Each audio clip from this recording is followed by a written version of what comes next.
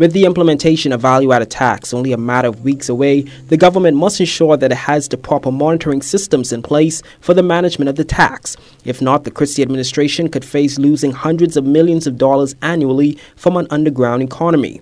This, according to Chief Executive Officer of the Bahamas Chamber of Commerce and co-chair of the private sector's V.A.T Action Task Force, Edison Sumner. We've got to look at and identify what could be the likely loopholes in the legislation, any loopholes in the system that business persons and others are likely to take advantage of.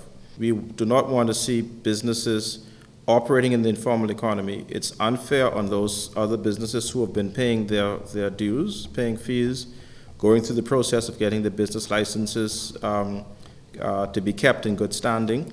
So when businesses take advantage of a system this way and they operate outside the scope of the regulations, the regulators, and the legislation or whatever law might exist, that is creating an unfair and an imbalance in the way business is being done.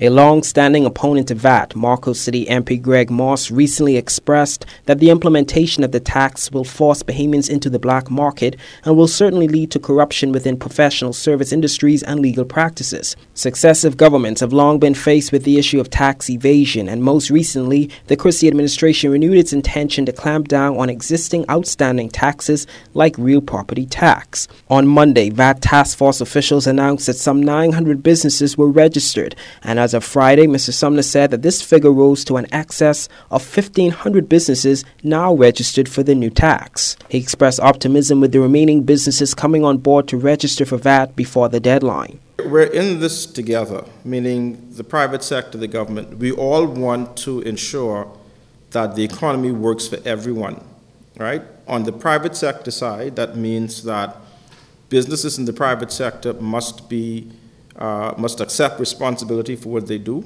They must be compliant with legislation, right? They must pay their fees, pay their taxes that are outstanding, not allow them to accumulate, and just be responsible corporate citizens.